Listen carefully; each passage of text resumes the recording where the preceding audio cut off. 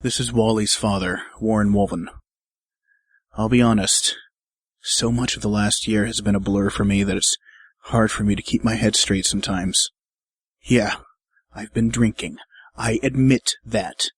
But, well, it was all I could do to numb the pain of losing Wendy. When I saw Wally on TV with Birch, it set me off. That man was responsible for my kid being taken from me.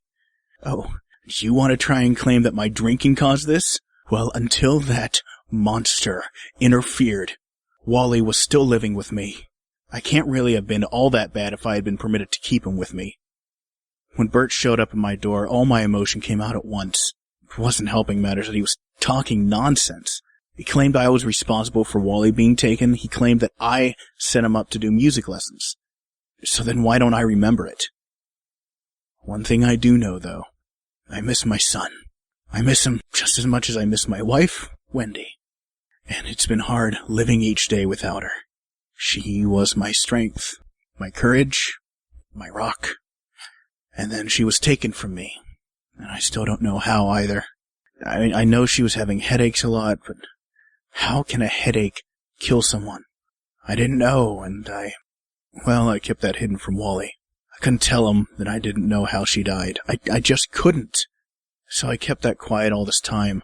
I tried to be the best father I could, but, well, based on what Birch had said, I guess I haven't been doing a very good job. After Birch left, I went over to my piano.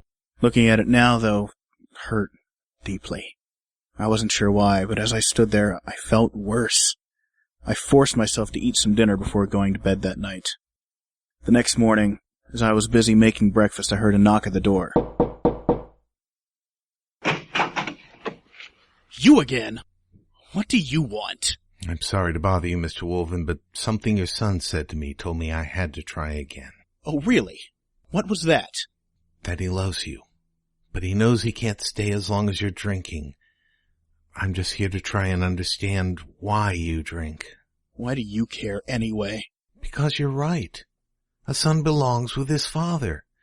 But a father that is constantly drunk, who isn't even aware half of the time what he is doing to his own son, driving him away? You need help, Mr. Wolven. Please. I want to help get you your son back. Believe that. All right, look, just come inside. I stepped aside to allow him to enter, then shut and locked the door. Honestly, I wasn't even sure why I was even agreeing to this, but clearly, Birch was paying a lot more attention to things than I had been. By the way, we're both adults. Cut the Mr. Wolven crap, all right? It's Warren. All right, Warren. I'm not sure where to begin. I guess, well, I've never drunk that much. I'm no teetotaler, and I won't say that I've never been drunk, but never more than one evening a month at most. So I don't really understand. I was hoping you could tell me why. Why I started drinking, you mean? Well, You don't remember? No, that's not it. Birch, have you ever been married? No. Doubt I ever will be. Well, being married, it can be one of the greatest joys in a fur's life. That is, until... Until you lose them? Yeah. Losing my wife was the worst pain I'd ever felt. She meant the world to me. I'm sure you've got someone that you love and care about, right? How would you feel if you lost them? Yeah. I have a couple in my life like that, actually. I guess you could say that they saved my life. But my nephew especially. I can somewhat understand what it feels like to have a son. He's been a great joy to me. Looks past my shortcomings, puts up with my temper tantrums, usually. I would hate to see anything happen to him. I know it doesn't really excuse it, but the drinking, it kept me from doing other things to Wally that could have hurt him a lot worse. Believe it or not, I still remember the first time wait, maybe I shouldn't tell you that. Warren, we all make mistakes. Would it help if I said nothing you tell me here goes any further? You mean that? Well, I would say Scout's honor if I'd been a scout, but yes. Please trust me. I can't help you otherwise. All right. I guess if Wally can grow to trust you, I gotta start somewhere. About a week after I lost her, I had been playing music on my piano. I was doing it just to keep me focused on something. Wally had just gotten home from school. He was looking really sad, so, well, being his dad, of course I wanted to find out why. But then he explained that his friends at school that day had been talking about their plans for summer vacation and where their parents were taking them. Wally got really upset. I guess the memories of his mom and knowing she wouldn't be there to take him places upset him. He apparently shoved a kid away just to get off the school grounds and away from the others. When he told me about it, though, this feeling of shame came over me. Birch, I haven't been anywhere with my kid in years. And when he started talking about it and then started talking about how he'd wished Wendy and I could have gone out more, I just snapped. I shouted at Wally, telling him to go to his room, but when he didn't leave, You struck him? Yes. I've never hit Wally before that, not even once. But having the memory of Wendy's death brought up again, I couldn't take it. I just wanted Wally to leave me alone. After I struck him, he ran out the door in tears, didn't come back until well into the night. By then, I was feeling so lousy over what I'd done, I just needed something to calm my nerves. So I grabbed a beer out of the fridge. I didn't drink all that often, usually a single beer a week at most. But after the first one, I just couldn't stop myself. Warren, will it comfort you to know that Wally never once mentioned this to me? He didn't? Never. He just mentioned the drinking and you ignoring him.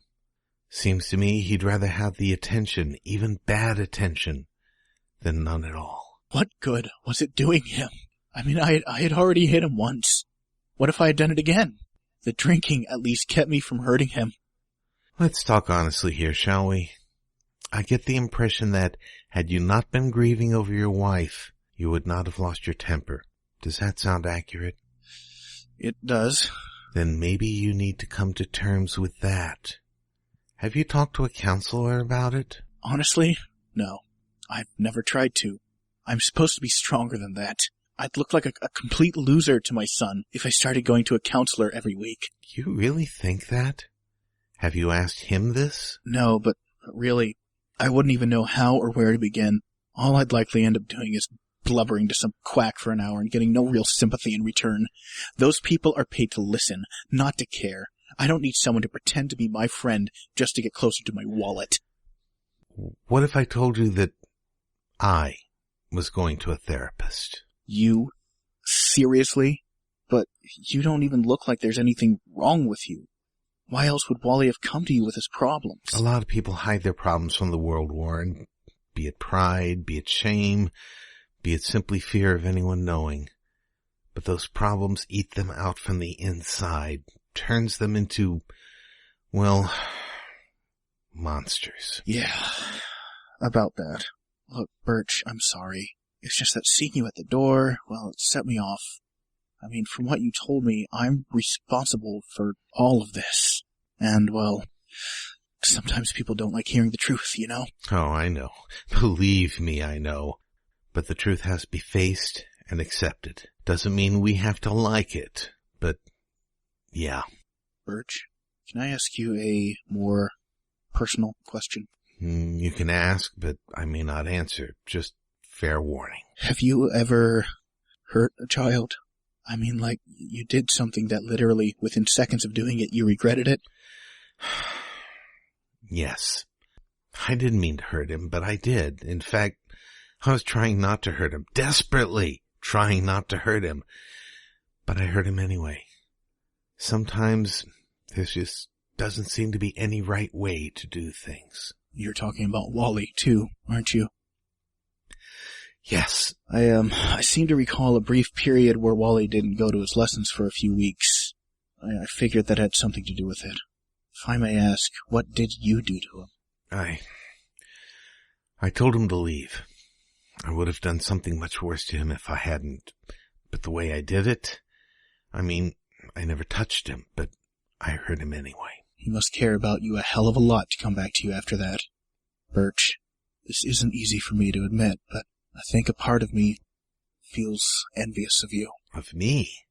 Why would you be envious of me? Well, think back to what you said to me yesterday. You said that my son was playing your music before I eventually sent him to see you, correct? Yes, but I don't see where I've been in the music business for quite some time, and yet, despite the fact my son knows that, I've never heard him play anything of mine. I have. What? You wrote a lullaby for him when he was very young. I heard him playing it a few days ago. How do you know it was mine? He told me. He actually smiled thinking of it. Wow.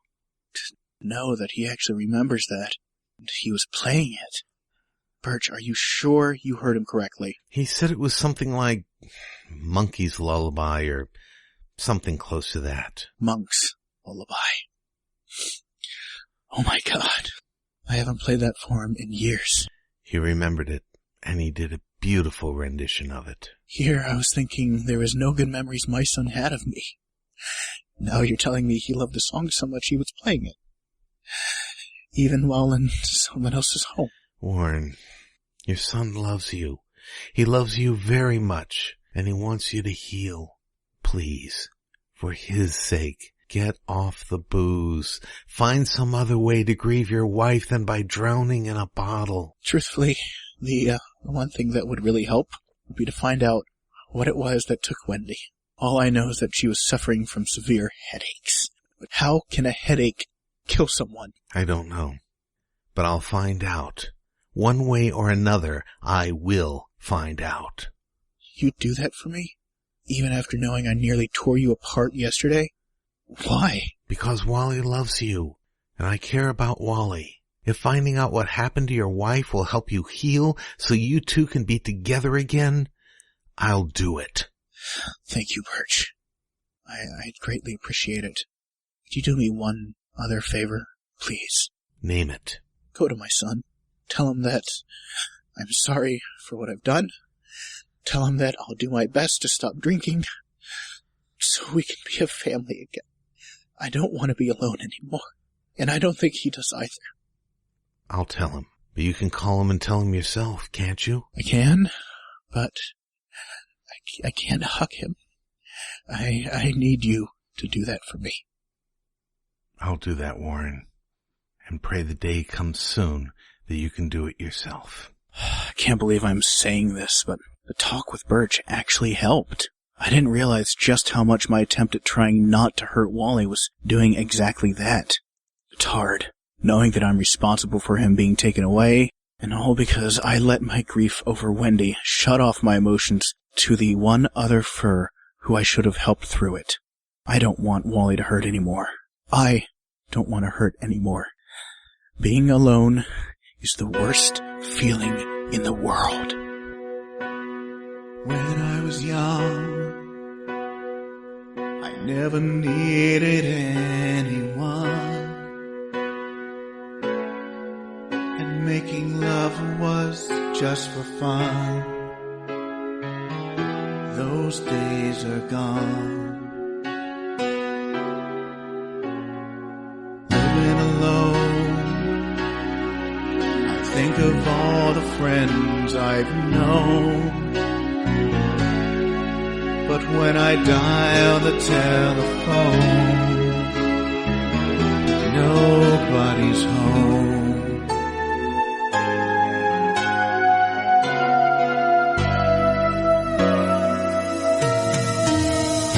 All by myself, don't wanna be all by myself anymore. Hard to be sure. Sometimes I feel so insecure, and love so distant and obscure remains the cure.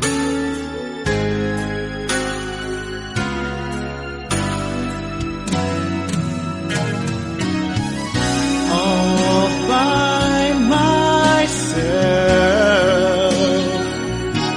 don't wanna be all by myself anymore.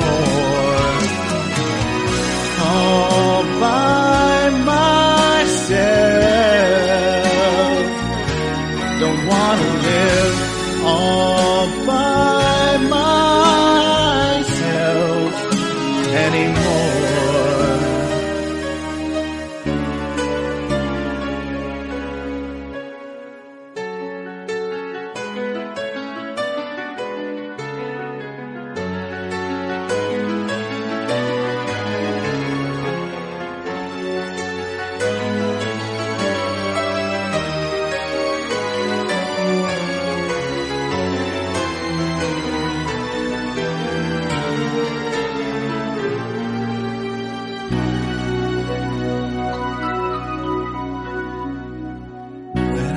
young,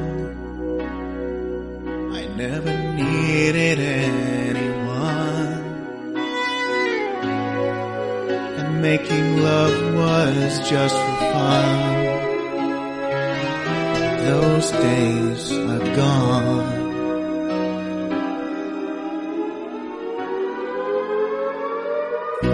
All by myself, don't wanna be all by myself anymore.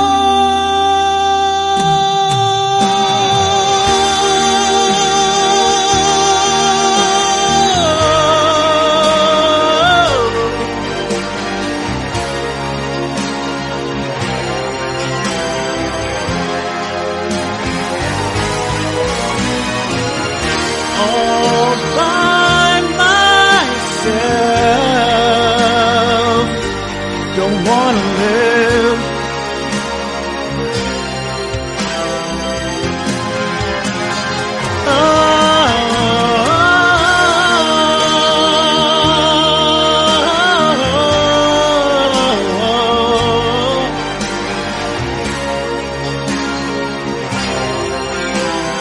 Don't wanna live by myself anymore.